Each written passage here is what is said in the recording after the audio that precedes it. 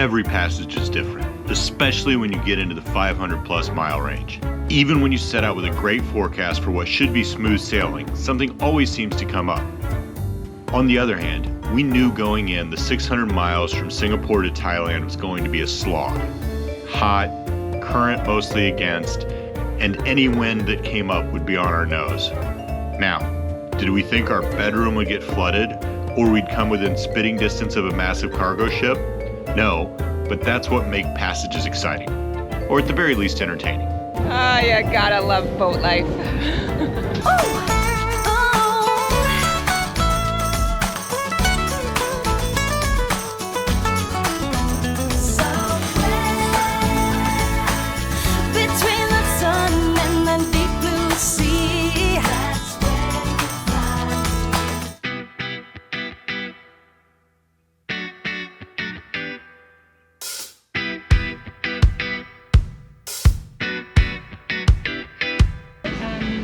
This is so exciting. Not only are we doing the meal plan, but there are hundreds of huge cargo ships that we're going so close to, and a bunch of military planes going overboard. Oh, not overboard, overhead. Yep, they're going overboard, man. They are. I mean, this is real life, real exciting. There you go. There we go.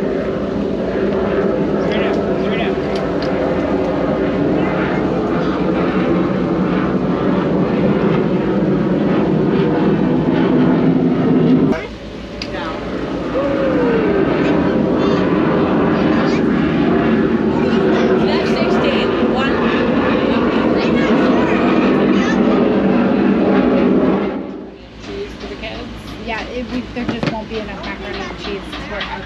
Oh, I might take a picture just of like the floor or something, so that I can tell. Great. There. So now next time I was not going to use 25 minutes of that straight. Running into this guy. I know. It was so exciting. Wait, did you have a time lapse in mind that I've just messed up, or? No, like this is riveting.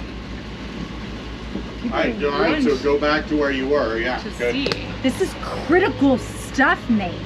I'm not saying it isn't. I'm just being on the other side of video editing. I know that there's only so much of that footage I need. Not getting things is critical stuff. It's really hard brain power. Nate is such a humbug. Well, that's true. That's 15 songs.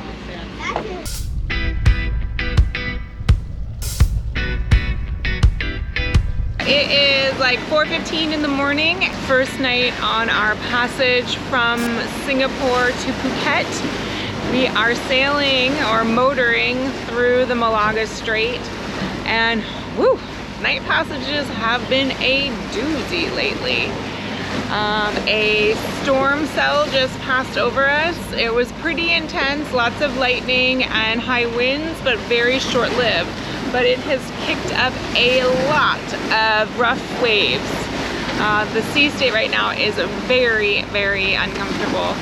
I have a cargo ship passing me on port, just aft of port side here. There is a small unmarked vessel on my starboard bow. So we're gonna thread the needle between these two here in a few minutes. Earlier today we had about half a dozen piracy warnings, which just fills my little heart with joy. And yeah, it's been exciting. Lots and lots of boats. It was very hot during the day today, and that storm definitely gave us a bit of a cool down. Hopefully that sticks around, so we're not sweltering the rest of the way to Thailand. Sun is coming up behind me, which means we survived the night. Keep doing that, and eventually we'll get all the way around this big ball. Got hit by a squall in the small hours of the morning, cost everybody some sleep. Didn't get a ton of rain, got a ton of wind. Are now motoring. We're gonna motor this whole way, it looks like, which is a real drag. I'm not a fan of long motors, not a fan of short motors. I like sailing. The current really sweeps at you at times here in the Malacca Strait. We currently have both engines going and are motoring at 3 knots. A couple hours from now, that wave of tide will pass and we'll pick up some speed, but just keep it on, keep it on. Boats all over the place. They've got nice defined shipping lanes, so we can avoid the big boats pretty easily, but man, see more big boats at any time than we do in whole journeys out here. But you know, one thing at a time. So far so good. Engines are working as far as I can tell. Day 2, here we go. The Malacca Strait is a hugely important shipping channel connecting the Pacific and Indian Oceans. Around 100,000 cargo ships transit the strait every year, carrying 25% of the world's traded goods. While crossing these sea lanes on the way into Singapore was stressful, sailing alongside them isn't too bad. The area is well charted and the big ships are all on AIS, well lit, and following defined shipping lanes, so it's pretty easy to stay out of their way. Everybody's just giving me a hard time. I don't understand. I'm just trying to do a logic puzzle and be on watch. Puzzle you're trying to do is trying to get as close to crashing as possible without crashing. Like, this is our house? Wait, like, why? Not too much going on. We're just passing Malacca in Malaysia. Malacca, Malaysia. In the Malacca Strait. And there's a boat on fire in front of us. We're gonna go past it. Not too close. It's also really wavy and rocky. Other than that, it's totally calm and peaceful. What are you boys doing? Tucker is deciding. I'll let you go in that shoes backward. There was a failure without thinking.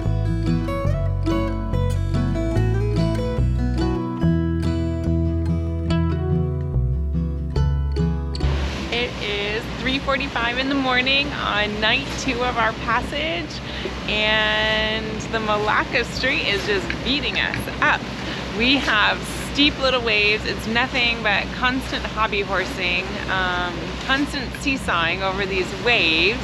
Up one, down one, up one, down one. Big splashes coming up over the side of the boat. This has not been my favorite journey. We also have been getting every night thunderstorms, lightning storms. We've been having to motor the entire time with both engines on, so that's eating up way more fuel than we anticipated. So hopefully we'll be able to cut those off and do a little sailing, even if it means tacking a whole bunch, just to conserve fuel. We may try that tactic tomorrow. Actually, Monica just came up a few minutes ago with an armful of sopping wet sheets. They had cracked their window to get a little airflow because it is hot, and a wave crashed in and soaked their bed, all their pillows, their sheets. She had clean laundry sitting on the edge of the bed. It's all soaking wet.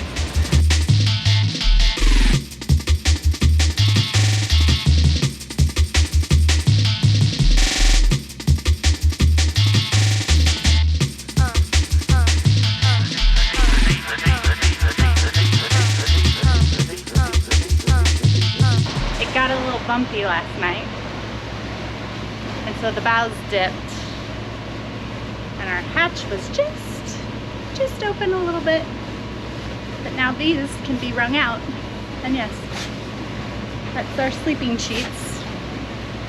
It was a rough night. All right, what are you doing? Oh, drying the sheets again. I was gonna say, I thought you just washed your sheets. I did. I washed my sheets. I did. But then last night it was real hot, and then it got real bumpy, and then we got real wet. Like the whole of the Malacca Strait came into our hatch. And it got up on the pillows. Oh, like it was everything I own or that was in that room is wet, including myself and Jesse. Yay, boats! and that happened at yeah, I was gonna say 3 a.m. You came up. I was night watch. Here comes Monica with a boatload of laundry. What is happening? Boat life. All right, what's happening? Everybody, like, I keep saying it, and I don't think anybody understands just how much water came in. We have the whole ocean in this hatch right here. Just. That must have been so cool. Yeah, cool. Cool's one Real word. cool. Yeah. Real cool. Cool in a bad way, but Cool and refreshing and salty at 3 a.m. Well, this is exciting. We're sailing, no motors, over 7 knots. Woo! It's been a minute since we've had the sails up.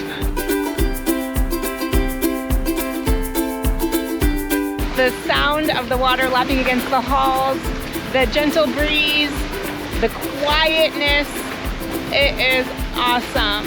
We love sailing. After motoring for days on end, it is so sweet to be sailing again. But is it? The wind is coming exactly from the direction we want to go. It's amazing that sailboats can move in the direction of the wind at all, but they can only do it on the margins. This is the classic points of sail chart. The wind is coming from the top, and the big red wedge represents angles too close to the wind to sail. Just how close to the wind one can sail varies. Monohulls tend to do better than catamarans, but there are a lot of factors at play. So, we are currently sailing from Singapore to Thailand, and we are going 6.4 knots, and the depth is 26 feet, and the wind speed is 12.1, coming from just around that way. And wait. I'm eating a Tic Tac. Okay, let's say that way is about 55 degrees off the wind, and Eiley said our speed over ground is 6.4 knots. Breaking out a little Pythagoras, that means our speed made good. In other words, the speed at which we're moving towards our actual destination is only 3.7 knots. Ugh. So we'll give the crew the joy of having the sails up, but it is definitely a slog traveling long distances into the wind, which is why circumnavigators choose routes and time that the wind is with us the vast majority of the time. Alright, ready whenever you are. Alright, thank you.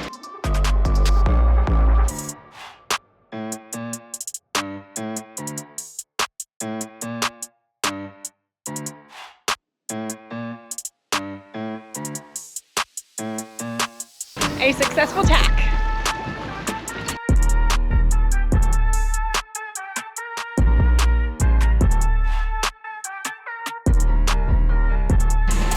So you did a successful tack, but you're not happy with the outcome?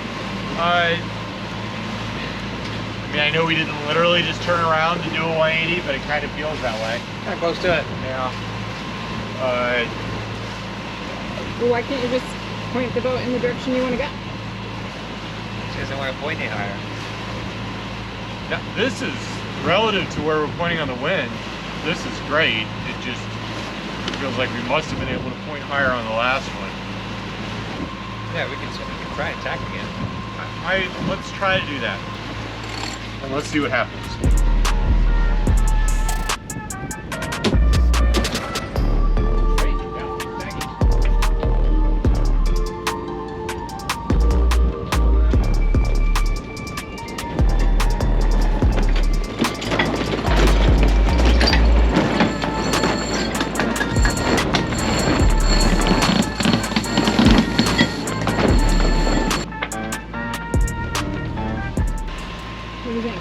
When the wind is coming from your destination. Yeah, the wind is coming from our destination, and the current is coming from our destination like 65% of the time. The southeast current, when it comes, lasts longer and is stronger than the opposite. We do get a little help, but it's not equal. There's a net water flow against us. There's a net wind flow against us. We're about to cross into some deeper water. It's not too often that we come across a distinct line that is so obvious from shallow to deep, but here we go.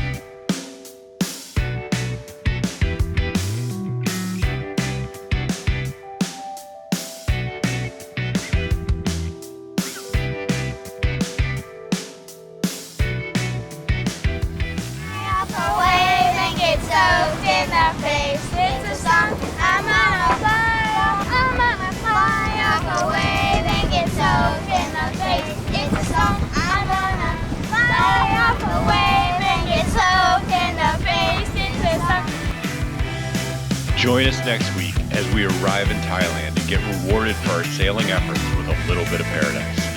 Thank you for watching. See you next week.